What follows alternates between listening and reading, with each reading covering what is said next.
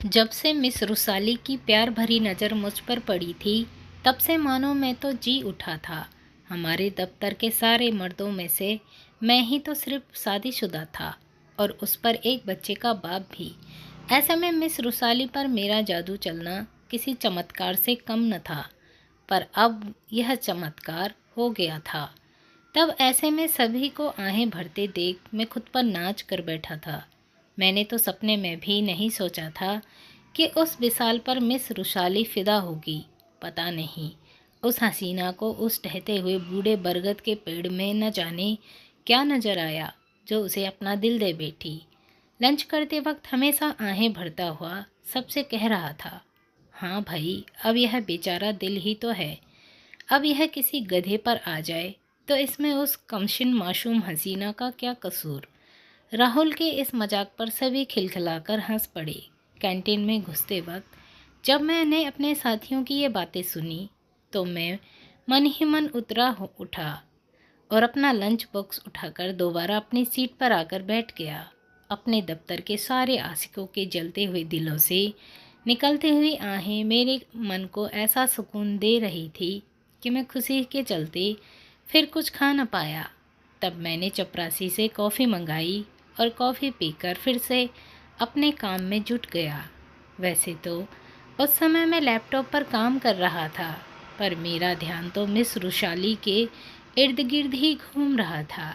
सलीके का पहनावा, तीखे नैन नक्श, सुलझे हुए बाल और उस पर मदमस्त चाल। सच में मिस रुशाली एक ऐसा कंप्लीट पैकेज है जिसके लिए जितनी भी कीमत चुकाई जाए कम है। अब तो मिस रुशाली के सामने मुझे अपनी पत्नी प्रिया की शख्सियत बौनी सी लगने लगी थी। वैसे प्रिया में एक पत्नी के सारे गुण थे और मैं उसे प्यार भी करता था। पर मिस रुशाली से मिलने के बाद मुझे लगने लगा था कि कुछ तो ऐसा है मिस रुशाली में जो प्रिया में नहीं है। शायद मुझे मिस रुशाली से इश्क वाला लव हुआ है, जो शायद उस लव से ज़्यादा है जो मैं अपनी पत्नी प्रिया से करता था। इसलिए तो मिस रुसाली मेरे मन में बसती जा रही थी। इधर मेरा प्यार परवान चढ़ रहा था तो उधर मिस रुसाली का जादू मेरे सिर चढ़कर बोलने लगा था। लॉन्ग ड्राइव, 5 सितारा होटल में डिनर, महंगे उपहार पाकर मिस रुसाली मुझ पर फिदा हो गई थी। जब भी मैंने उसकी बड़ी बड़ी झील सी आंखों में अपने प्रति उमड़ रहे प्यार को देखता, तब मेरा दिल ज़ोर ज़ोर से धड़कने लगता था। अब तो सिर्फ इसी बात की इच्छा होती कि न जाने ऐसा वक्त कब आएगा जब मिस रुसाली की प्यार भरी नज़रें मुझ पर बेमेहरबान होंगी और उस प्यार भरी बारिश में मेरा मन भीग जाएगा। बस इसी कल्पना की चाह में मैं फिर से जी उठा था। ऐसा लगता था मानो मैं उस मंजिल को पा गया हूँ जहाँ धरती और आसमान एक हो जाते हैं। पर प्रिया मेरे अंदर आए इस बदलाव में से कैसे अछूती रह पाती। अब उसकी सवालिया नज़रें मुझ पर उठने लगी थी, पर मैं चुप था क्योंकि मुझे एक सही मौके की तलाश जो थी। रात को सोते वक्त जब कभी प्रिया मेरे नज़दीक आने की कोशिश करती, तब मैं जानबूझकर उसकी अनदेखी कर देता था।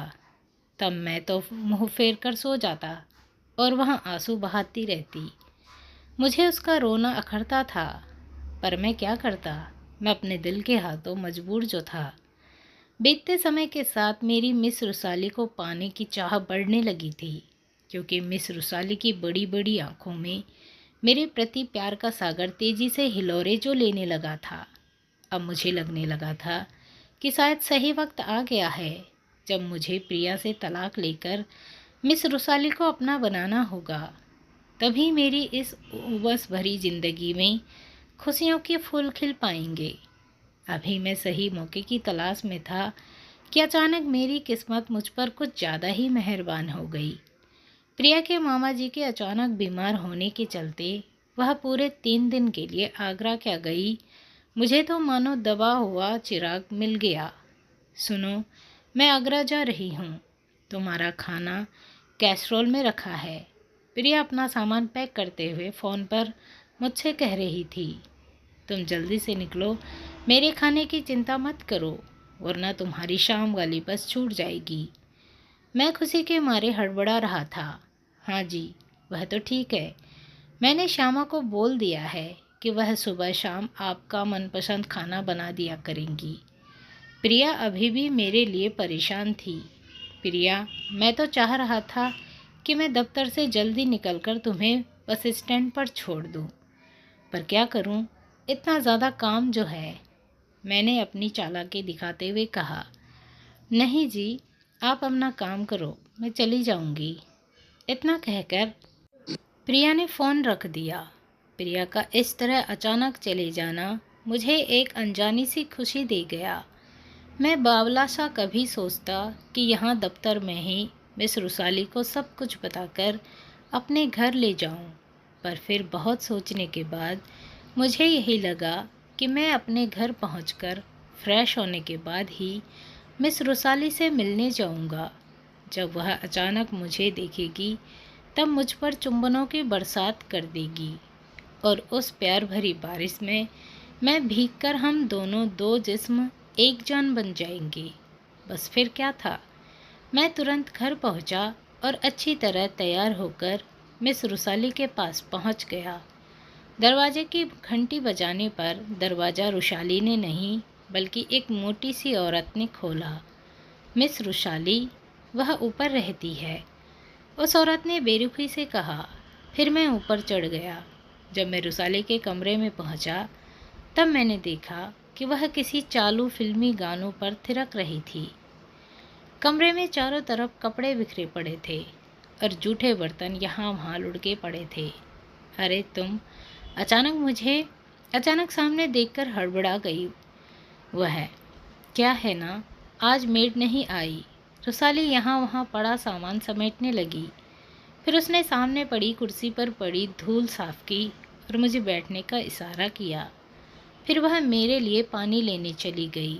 रुसाली के जाने के बाद जब मैंने कमरे में चारों तरफ नज़र घुमाई तो गर्द की जमी मोटी सी परत को पाया। इतना गंदा कमरा देख मेरा जी मिचलाने लगा। अब धीरे धीरे मुझे अपनी प्रिया की कदर समझ आने लगी थी। वह तो सारा घर शीशे की तरह चमका कर रखती है, तब भी मैं उसे टोकता ही रहता हूँ। पर यहाँ तो गंदगी का ऐसा आलम है कि पूछो मत। कुछ खाओगे क्या? पानी का गिलास देते हुए रुसाली मुझसे पूछ बैठी। हाँ, भूख तो लगी है, ये लो टोस्ट और चाय। थोड़ी देर में रुसाली मुझे चाय की ट्रे थमाते हुए बोली। डिनर में चाय देखकर मेरे सिर का पर चढ़ा इश्क का रहा सरा भूत भी उतर गया। वह क्या है ना, मुझे तो बस यही बनाना आता है, क्योंकि सारा खाना तो मेरी आंटी ही बनाती है। पेइंग गेस्ट होना मैं उनकी। रुसाली अपना पसीना पोंछते हुए बोली। तो मैं समझ गया कि अब तक मैं तो जो कुछ भी रुसाली के लिए महसूस कर रहा था वह सिर्फ एक छलावा था। मेरा उजड़ा मूड देखकर तुरंत रुसाली ने अपना अलग पासा फेंका। वह तुरंत मेरे पास आई और बेशर्मी से अपना गाउन उतारने लगी। क्या कर रही हो यार? मैं गुस्से में तमतमा उठा। अरे शर्मा क्यों रहे हो? जो करने आए थे वह करे बिना ही वापस चले जाओगे क्या? इतना कहकर वह मुझसे लिपटने लगी। उसे इस तरह करते देख मैं हड़बड़ा गया। इससे पहले कि मैं खुद को संभाल पाता उसने मुझे यहाँ वहाँ चूमना शुरू कर दिया।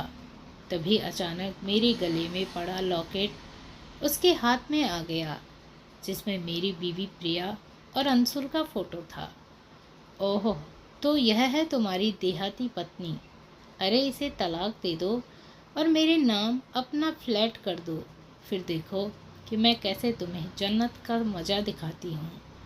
इतना कहकर वह मुझसे लिपटने की कोशिश करने लगी। प्यार बिन शर्त के होता है रुशाली। मैं उस समय सिर्फ इतना ही कह पाया। आजकल कुछ भी मुफ्त नहीं मिलता मिस्टर, हर चीज़ की कीमत होती है और हर किसी को वो कीमत चुकानी ही पड़ती है। इतना कहकर रुशाली जोर से हंस पड़ी। रुसाली के प्यार का यह घिनौना रूप देखकर मैं टूट सा गया और उसे धक्का देकर बाहर आ गया। हारी हुई नागिन की तरह रुसाली जोर से चीखती हुई बोली, विशाल, मेरा डसा तो पानी भी नहीं मांगता, फिर तुम क्या चीज़ हो। पर मैं तब तक अपनी कार में बैठ चुका था। मुझे रियलाइज़ हो चुका था कि मेरे इश्क वाले लव का भूत उतर चुका था। दोस्तों, किसी को इतना भी नहीं ठगना चाहिए, किसी के साथ इतना छलावा भी नहीं करना चाहिए कि शादीशुदा होकर भी किसी और ऐसी लड़कियों के चक्कर में आ जाए। सिर्फ लड़कों को फंसाना जानती है और शादीशुदा होने के बाद अपना घर परिवार ऐसे किसी लड़कियों के लिए ना तोड़ें। दोस्तों, कहानी अच्छी लगी तो कहानी को लाइक शेयर करना ना भूलें। मिलते हैं ऐसी ही दिलचस्प कहानी के साथ। तब तक के लिए धन्यवाद। Thanks for watching.